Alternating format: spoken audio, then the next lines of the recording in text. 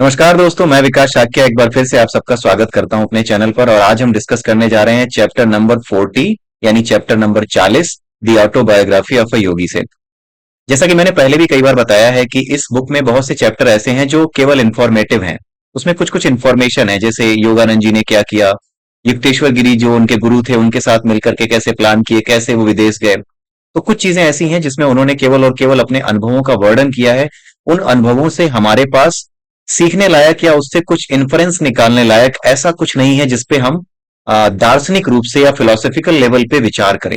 Right, ऐसा ही एक chapter ये भी है। लेकिन फिर भी जो कुछ भी इसमें हमें दिखता है वो हम आपसे डिस्कस करते हैं। राइट, तो इसी तरीके का ये चैप्टर है, चैप्टर नंबर 40, जिसमें योगानंद जी ने ये बताया है कि किस तरीके से जब वो भारत लौटते हैं, अमेरिका में वो रहे थे, अब अमेरिका से भारत लौटते हैं और भारत लौटने के बाद वो अपने गुरु से मिलते हैं, अपने पिता से मिलते हैं, अपने स्कूल के विद्यार्थियों से मिलते हैं जो स्कूल वो छोड़ करके गए थे भारत में, अपने दोस्तों के हवाले करके गए थे, वो सारा का सारा दान करके चले गए थे। और वहां के जो शिक्षक थे, उन शिक्षकों के माध्यम से अब वो विद्यालय चल रहा था, उन सब से वो मिलते हैं। और जब वो वापस लौटते हैं तो अपने साथ अपना एक सेक्रेटरी भी लेकर के आते हैं, और वो सेक्रेटरी जो है वो वही अमेरिका का ही था। राइट, सो अमेरिका में भी उन्होंने सेल्फ रियलाइजेशन फेलोशिप नाम से एक संस्था खोली हुई थी। तो उस संस्था में ही इनके साथ ये जो सचिव थे, इनके जो सेक्रेटरी थे, वो काम किया करते थे, जिनका नाम था राइट, कुछ राइट करके था। आप देख लीजिएगा बुक में, पूरा नाम मुझे अभी याद नहीं आ रहा, तो आप उसको देख लीजिएगा। सो उनके साथ वो भारत आए थे, तो राइट ने भी भारत आकर के अपने अनुभव युक्तेश्वर जी से मिलने के बाद, जी और युक्तेश्वर जी के बीच में जो आपस में बातचीत हुई थी, उस बातचीत के बारे में उन्होंने लिखा है अपनी बुक में। तो वो सारी चीजें उसने जो राइट थे, इनके जो सचिव थे, उन्होंने वो सारी चीजें अपनी डायरी में कंसाइल की थी, और उसी रिकंसाइल्ड कंपोनेंट से भी बहुत सा पोर्शन योगानंद जी ने लिया है, जो कि इसी चैप्टर में उन्होंने डाला है। राइट, तो इस चैप्टर में बेसिकली हुआ क्या है कि योगानंद जी ये बताते हैं कि किस तरीके से जब वो वापस आते हैं तो अपने पहले पिताजी से मिलते हैं, और वो कितने खुश होते हैं उनके पिताजी। उसके बाद ये अपने गुरु युक्तेश्वर गिरी जी से मिलने जाते हैं। जब वो अपने गुरु युक्तेश्वर गिरी जी से मिलने जाते हैं तो युक्तेश्वर गिरी और उनके बीच की मुलाकात की जो बात होती है वो एक अलग तरीके की मुलाकात हो जाती है। मतलब आप अगर देखें इस बुक में, तो इस चैप्टर की शुरुआत में आपको ये मिलेगा कि वो अपने पिताजी से मिलते हैं, और पिताजी से मिलने के बाद उनके जो अनुभव होते हैं, उन अनुभवों को तो उन्होंने बड़ी आराम से अपनी बुक में इस चैप्टर में डाला हुआ है। लेकिन जब बात आती है कि युक्तेश्वर गिरी जी से जब वो वापस मिले, अपने गुरु से जब वो वापस मिले, तो उनके क्या अनुभव रहे, ये अनुभव लिखने के लिए उन्होंने खुद अपने शब्दों का इस्तेमाल नहीं किया है। उन्होंने कहा है कि मैं जब अपने गुरु से मिला तो मेरी स्थिति और मेरे गुरु की स्थिति इस तरह की नहीं थी। हम इतने आनंद में थे, इतना हमें अच्छा लग रहा था, इतना आनंद था कि मैं उन चीजों की व्याख्या कर ही नहीं सकता।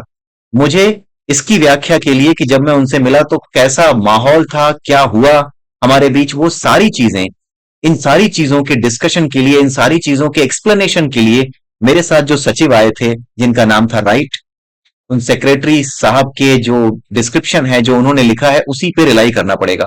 और वाकई में जो राइट ने लिखा हुआ है, उनके जो सेक्रेटरी ने जो कुछ लिखा है युक्तेश्वर गिरी और उनके मुलाकात के बारे में अपनी डायरी में, उसी डायरी से कुछ अंश उठा करके उन्होंने अपनी इस बुक में, इस चैप्टर में डाले हैं।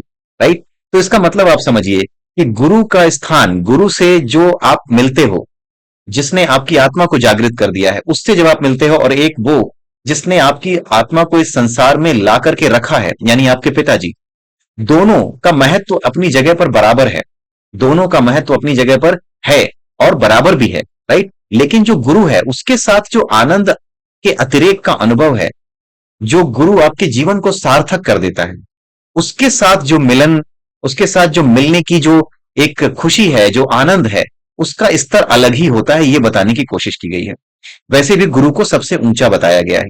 राइट, इस संसार में गुरु को सबसे ऊंचा बताया गया है। जो गुरु है वही मुख्य रूप से आपके जीवन को सार्थक बनाता है। पिता जीवन देते हैं, वो भी आपको किसी न किसी रूप में शिक्षा देते हैं, लेकिन एक होती है आत्मा की जागृति की शिक्षा। वो शिक्षा उन्हें निश्चित रूप से अपने गुरु युक्तेश्वर गिरी जी से ही मिली थी। इनके पिता भी इनके गुरु हो सकते थे, लेकिन इनके पिता इनके गुरु नहीं थे। इनके पिता एक ज्ञानी मनुष्य थे, लेकिन जिन्होंने इनकी आत्मा को झकझोरा, योगानंद जी की आत्मा को जिसने झकझोरा, वो कौन थे? वो युक्तेश्वर गिरी जी थे। तो यहां पर आप ये समझ सकते हैं कि गुरु के साथ मिलने का जो आनंद है, उनसे बिछड़ने का जो दुख है, उसका जो भाव है, उसका जो एक स्तर है, वो अलग ही होता है। आप उसकी तुलना किसी और चीज से नहीं कर सकते। यानी कि जो गुरु होता है, उसकी तुलना वैसे भी आप जानते हैं परमात्मा से ही की जाती है। तो गुरु जिसकी तुलना परमात्मा से की जाती है, उससे बिछड़ने का जो दुख है, उससे बिछड़ने की जो पीड़ा है, वो परमात्मा से बिछड़ने की पीड़ा के बराबर होती है। और उससे मिलने का जो सुख होता है, जो आनंद होता है, वो ईश्वर से मिलने के आनंद के बराबर होता है। कुछ इस तरह की बात इनके आपस की जो डिस्क्रिप्शन है, इनके आपस के मिलने की जो डिस्क्रिप्शन दी हुई है इनके सेक्रेटरी साहब ने, उससे यही पता चलता है। Right, and it make sense as well. अगर आप इसको ध्यान से समझे तो it make sense as well.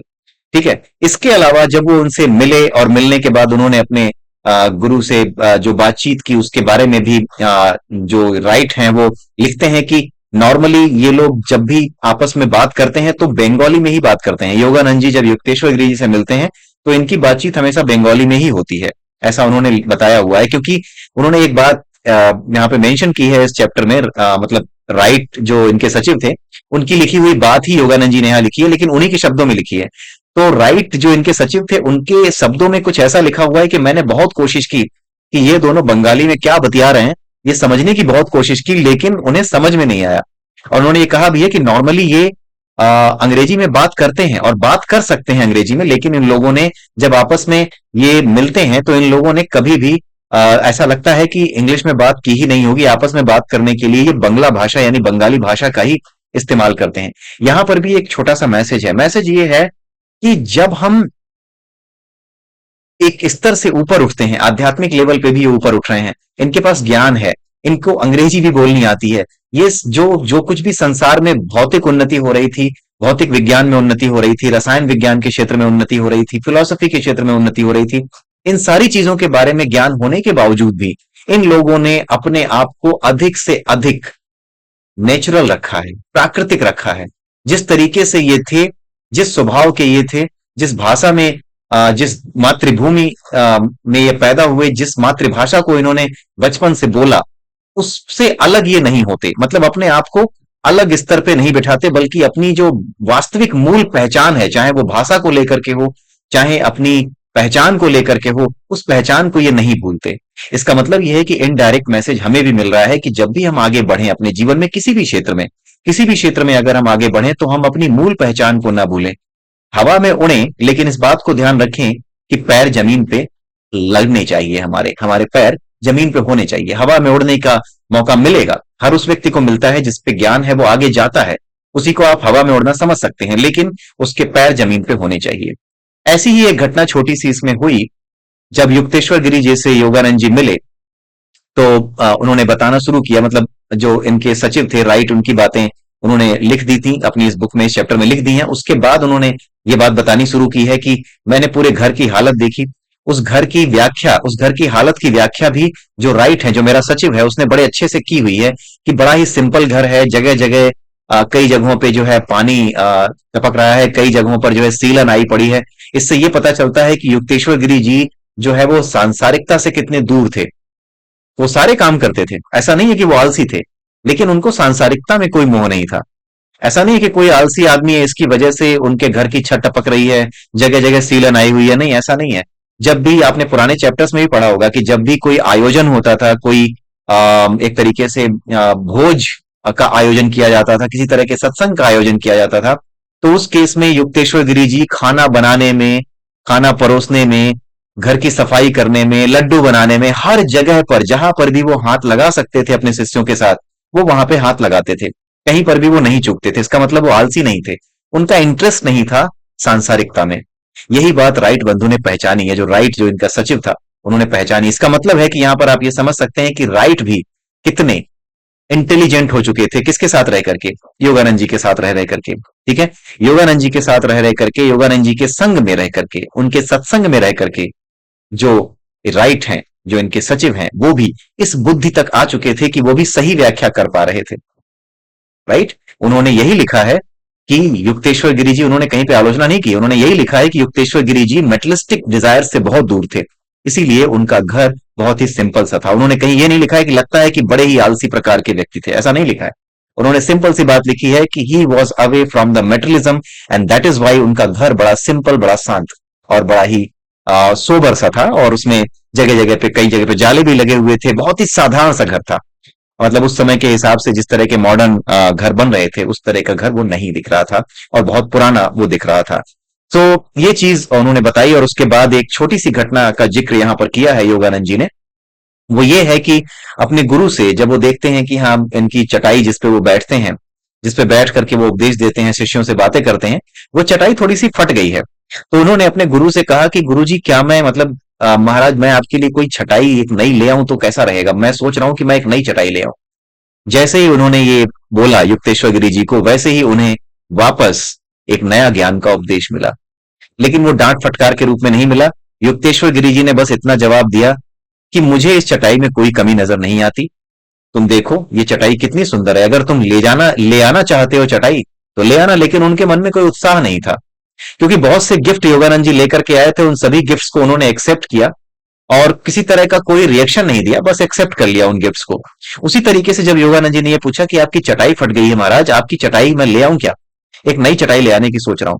तो उन्होंने बोला कि तुम ले आना चाहते हो तो ले आओ, लेकिन उन्होंने किसी भी तरह की एक्साइटमेंट, किसी भी तरह की खुशी कुछ भी जाहिर नहीं किया।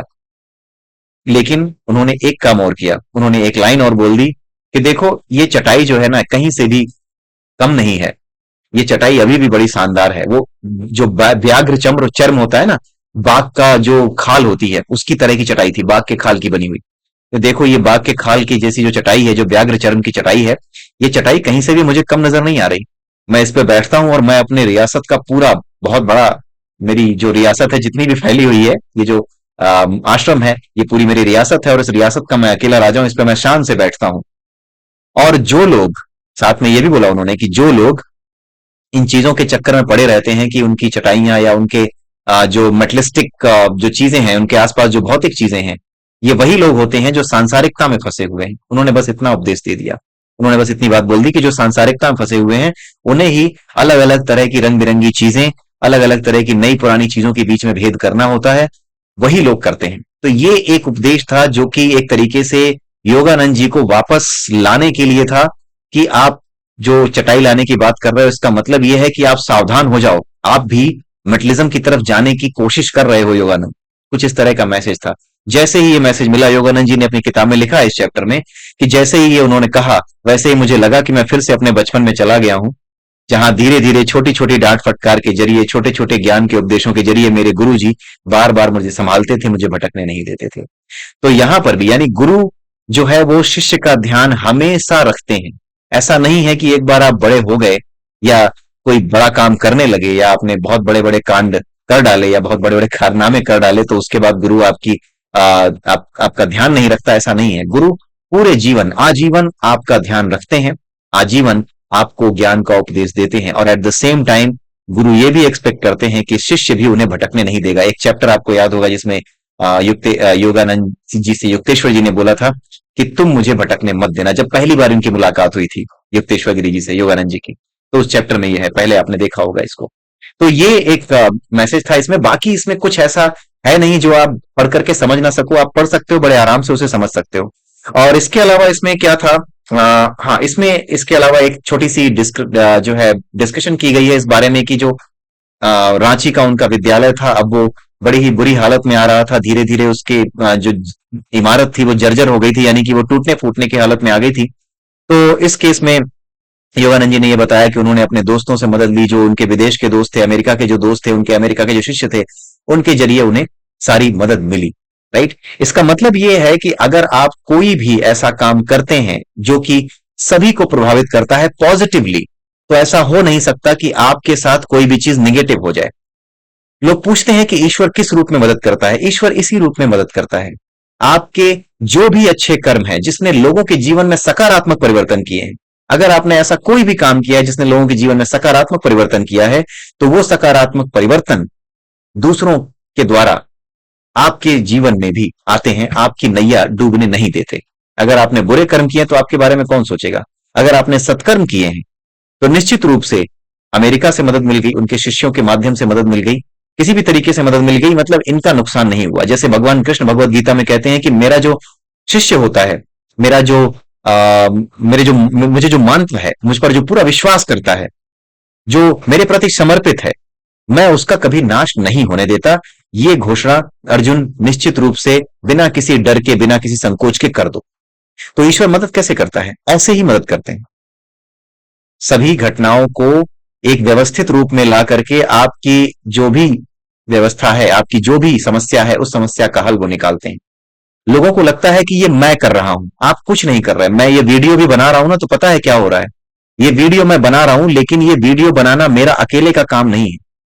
मैं यहां बैठ करके बोल रहा हूं सिर्फ। लैपटॉप मेरे पास है, ये माइक मेरे पास है, इसके अलावा ये जो लाइट आ रही है जिसमें मैं बैठा हुआ हूं और वीडियो बना रहा हूं, ये लाइट कोई बैठा हुआ है सब स्टेशन पर जो इंश्योर कर रहा है कि लाइट ना जाने पाए, कॉन्टिन्यूअस पावर सप्लाई होती रहे।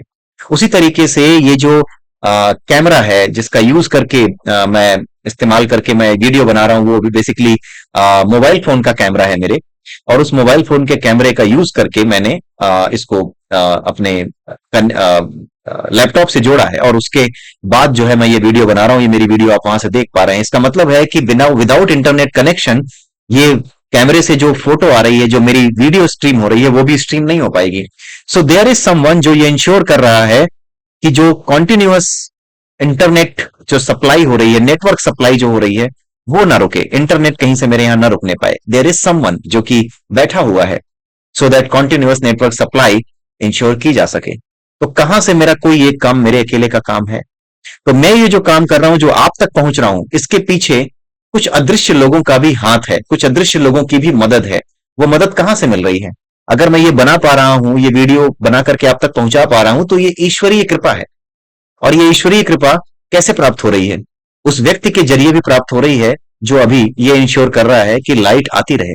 उस व्यक्ति के जरिए भी प्राप्त हो रही है जो ये इंश्योर कर रहा है कि जो वीडियो मैं बना रहा हूं, जो इंटरनेट का मैं यूज कर रहा हूं, वो इंटरनेट सप्लाई, वो जो नेटवर्क सप्लाई है, वो जो ब्रॉडबैंड मेरा चल रहा है, उसको जो नेटवर्क सप्लाई हो रही है, वो नेटवर्क मेरा जो इंटरनेट सर्विस प्रोवाइडर है, वो लगातार इंश्योर कर रहा है कि मुझे लगातार डेटा मिलता रहे ओवर द इंटरनेट। राइट? तो कोई भी काम हमारा अपना काम नहीं है। तो ये एक जो चीज है जो यहाँ पे योगानंद जी के माध्यम से हमें पता चलती है कि उन्होंने अमेरिका जा करके जो लोगों को प्रभावित किया, पॉजिटिवली प्रभावित किया, उनके जीवन में पॉजिटिव चेंज किए, उसका बदला उन्हें इस तरीके से मिला कि उनके जो विद्यालय थे, जो कि जीर्ण शीर्ण स्थिति में आ गए थे, जो गिरने की स्थिति में आ गए थे, जर्जर स्थिति में आ गए थे, अब उनको दोबारा मरम्मत करने लायक पैसे उन्हें मिल गए थे। राइट? सो ये एक जो मैसेज है जो मुझे समझ में आया, जो मुझे लगा कि हाँ, ये बात हमें समझनी चाहिए, इस चैप्टर के माध्यम से मैंने बताई है। अदरवाइज बहुत ज्यादा ऐसा नहीं है कि इसमें कुछ समझने लायक हो, जानने लायक हो। It's just some information in this chapter. ठीक है? उसके अलावा इसमें एक चीज और बताई गई है कि जो राइट है, जो उनके सचिव हैं, उन्होंने ये लिखा है कि योगानंद जी ने अपने जो संस्था है उसका नाम योगदा सत्संग रखा है। सत्संग शब्द का इस्तेमाल किया है। सत्संग का मतलब क्या होता है? सत्संग का मतलब होता है अच्छी संगत। अच्छी संगत का मतलब क्या होता है? अच्छी संगत का मतलब वो संगत होता है जो कि आपके भीतर से वासनाओं का नाश करे। वही जो हमने भगवत गीता में समझा था कि हमारे शरीर के 5 कोष हैं, उन 5 कोषों में से एक कोष है मनोमय कोष, जिसमें हम अपनी संगति के हिसाब से, अगर मेरी संगति गलत है, अगर मुझे शिक्षा ही गलत मिली है, अगर मेरा वातावरण ही ऐसा रहा है कि जहां मैं मेटलिस्टिक बन गया, जहां मेटलिस्टिक डिजायर ही मेरे लिए बहुत बड़ी चीज हो गई, तो उस संगति में रहने के कारण, उस मेटलिस्टिक वातावरण की संगति में रहने के कारण मेरे मनोमय कोष में जो वासना के बीज होंगे, जो लस्ट होगी, मेरी लस्ट उसी तरीके की होगी जिस तरह की मेरी संगत है या जिस तरह का मेरे आसपास का एनवायरमेंट है। तो अगर आपके भीतर कुछ चेंज होता है तो उसका कारण केवल आसपास के आपकी संगति होती है। इसी का असर सबसे पहले पड़ता है। इसीलिए सत्संग को सबसे जरूरी बताया गया है। सत्संग यानी किसी सज्जन पुरुष का संग करना। सज्जन पुरुष कौन? जिसने अपनी वासनाओं को जीत रखा हो, जो इंद्रियों को जीत के बैठा हो, जिसको इस बात का कोई प्रभाव ही ना पड़ता हो कि उसके सामने वासनाएं आ रही हो, उसके सामने मटलिस्टिक चीजें आ रही हो, उसके सामने लस्टफुल थॉट्स लाने वाली चीजें आ रही हो, बट स्टिल वो अपने आप को कंट्रोल कर पा रहा हो। अगर वो अभी भी अपने आप को कंट्रोल कर पा रहा है, तो इसका मतलब है कि वो एक गुरु के स्तर पर है या फिर वो एक सज्जन पुरुष है। ऐसे सज्जन पुरुष के साथ रहने पे क्या होता है? उसके साथ रह करके जब आप भाई किसी के साथ रहोगे तो केवल साथ रहोगे थोड़ी, उसके पास बैठे थोड़ी रहोगे कि हाँ उसका मुंह देखोगे, नहीं। उसके साथ रहोगे, उससे बात करोगे, उसके विचार जानोगे। इनके विचार, इनकी बातें इतने सुलझे हुए, इतने पवित्र होते हैं और इतने सीधे होते हैं कि जो एनर्जी वो लेके बैठे हैं, जिसके अंतर्गत उन्होंने अपनी वासनाओं को कंट्रोल में किया है, वो एनर्जी अपनी बातों के जरिए, अपने विचारों के जरिए आप तक भी पहुंचाने लगते हैं, जिसकी वजह से आपके भीतर भी ये क्रेविंग उठती है कि मैं भी इन चीजों से दूर हो जाऊं। आप सोचते नहीं हो कि इन चीजों से दूर हो जाऊं, आप होने लगते हो। आपको पता भी नहीं चलता कि मैं क्यों ऐसी चीजों से दूर होता जा रहा हूं। और अगर आप वहीं किसी गलत आदमी की संगत में फंस जाएं, जैसे कर्ण, महाभारत में एक कैरेक्टर था कर्ण। कर्ण जो कैरेक्टर था वो इतना धर्म का इतना बड़ा ज्ञाता था और इतना धैर्यवान था, इतना फोकस्ड था कि उसने बिना गुरु के माध्यम से, बिना किसी ने उसको शिक्षा नहीं दी सूत पुत्र समझ करके, और परशुराम जी ने तो उसे श्राप ही दे दिया, लेकिन उसके बावजूद भी जो कर्ण था उसने अपने अभ्यास को जारी रखा और एक दिन वो इस स्तर पे आ गया कि अर्जुन से बेहतर वो धनुर्धर बन चुका था। यह साबित भी हो जाता अगर उसे छल से ना मारा जाता। महाभारत में छल से मारना जरूरी था क्योंकि वो ताकतवर तो था लेकिन उसकी ताकत गलत का साथ दे रही थी, इसीलिए भगवान ने उसे माफ नहीं किया। आप कितने भी ताकतवर हो, अगर आप गलत का साथ दे रहे हैं तो ईश्वर आपके साथ नहीं है। ये महाभारत के उस कथानक का मैसेज है, राइट। तो ये जो चीज है कि आप सत्संग जो करते हैं, जैसी संगत होती है वैसा आपका बिहेवियर हो जाता है और वो आपके पूरे जीवन को प्रभावित करता है। इसीलिए सत्संग का बहुत बड़ा महत्व है, संघ का बड़ा महत्व है। संघ में भी सत्संग आपको सही रास्ते पे ले जाता है। केवल संघ वो कुसंग भी हो सकता है। जैसे अभी कर्ण की बात हम कर रहे थे, कर्ण बहुत बड़ा ज्ञानी था, धर्म का ज्ञाता था। धर्म के मामले में भगवान कृष्ण ने यहां तक कहा था कि वो धर्मराज युधिष्ठिर से भी ज्यादा बड़ा धर्म का ज्ञाता है, राइट। ये बातें उन्होंने कही थी, लेकिन दिक्कत क्या हुई, उसकी संगत किसके साथ हो गई, दुर्योधन के साथ हो गई। उस संगत का उस पर इतना बुरा असर पड़ा कि धर्म का ज्ञान रखने वाला कर्ण संगत के प्रभाव में, केवल और केवल संगत के प्रभाव में क्या बोल गया, द्रौपदी को वैश्या बोल गया। उसने क्या बोला था जब द्रौपदी को भरी सभा में खींच कर लाया गया, तो उसने क्या बोला कि ये तो 5-5 पतियों के साथ रहती है। जो स्त्री 5-5 पुरुषों के साथ रहती हो वो स्त्री नहीं होती, वो किसी की पत्नी नहीं कही जा सकती, उसे तो वैश्या कहना चाहिए। और वैश्या को तो अगर यहां नंगा भी लाया जाता तो भी कोई फर्क नहीं पड़ता है। तो इसके साथ जो हो रहा है कुछ गलत नहीं हो रहा है, इसे ऐसे ही लेकर आओ। आप सोचिए, धर्म का ज्ञान रखने वाला व्यक्ति केवल एक संगत की वजह से एक गलत बात कह गया, और इतनी गलत बात कह गया कि उसके पास अब पीछे लौटने का या अपने दोस्त दुर्योधन को समझाने का कोई अवसर नहीं रह गया। अपने दोस्त दुर्योधन को समझाने के बजाय वो उसके पाप का भागीदार बन गया। कारण संगति। लगातार नेगेटिव लोगों के बीच रहते रहते, लगातार शकुनी के षड्यंत्रों के बीच रहते रहते, लगातार पांडवों के प्रति घृणा के माहौल में रहते रहते, क्योंकि जो दुर्योधन था वो तो पांडवों से घृणा करता ही था। इससे दिक्कत ये थी कि अर्जुन जो है, जो कि एक पांडव है, उसे मुझसे सर्वश्रेष्ठ धनुर्धर क्यों बताया जा रहा है, उसे मुझसे भी अच्छा धनुर्धारी क्यों बताया जा रहा है, वो मुझसे भी अच्छा धनुष बाण चला सकता है, ऐसा क्यों कहा जा रहा है। अभी तक ये साबित तो नहीं हुआ। तो एक तरह की प्रतिस्पर्धा जो कि अब घृणा में कन्वर्ट हो चुकी थी, द्रौपदी वाले द्रौपदी का जो केस था, द्रौपदी वाले कांड के बाद जो ये समस्या विकट हो चुकी थी, वो समस्या जो है उसको कहां ले जा चुकी थी, वो उसे और नीचे गिरा करके दुर्योधन, दुशासन, शकुनी, इन लोगों के बीच रख करके उसे और नीचे गिरा करके निकृष्ट बना चुकी थी, केवल और केवल संघ की वजह से,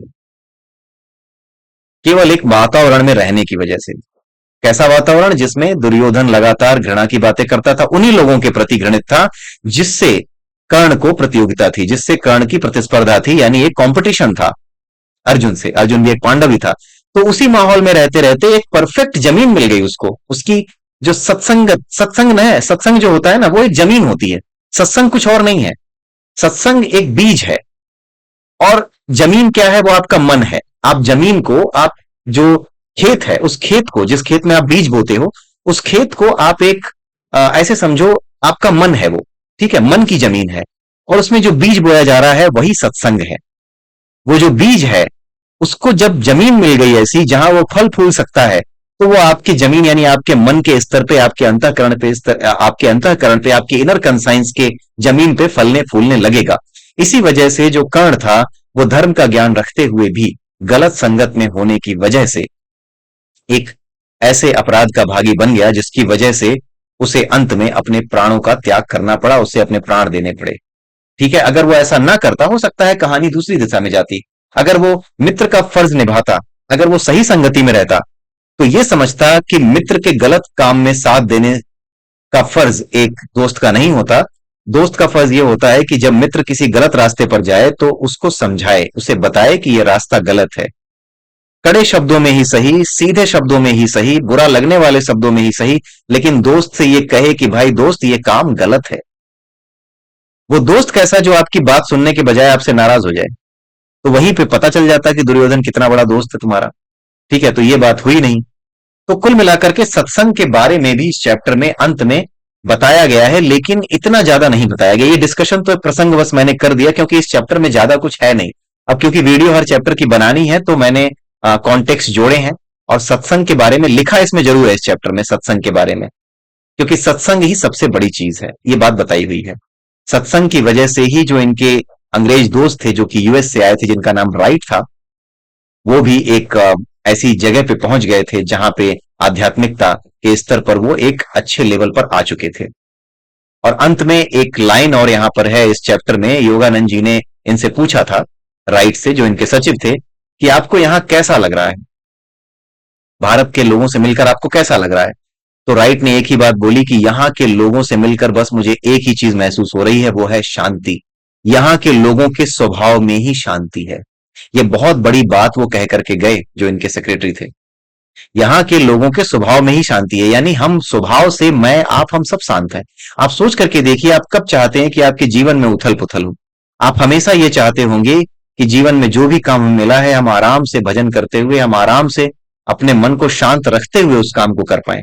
इसीलिए जरा सी भी जो डिस्टरबेंस है वो हमें इरिटेट करती है, क्योंकि हमारे स्वभाव में ही शांति है। उस शांति को जैसे ही कोई चीज भंग करती है, वैसे ही हमें दिक्कत होती है। कुछ लोग ऐसे होते हैं कि शोर शराबा ही पसंद करते हैं, उन लोगों को कोई फर्क नहीं पड़ता, अगर अशांति है भी, थोड़ा बहुत चिल्ला चेपी हो रही है, तो कोई फर्क नहीं पड़ता।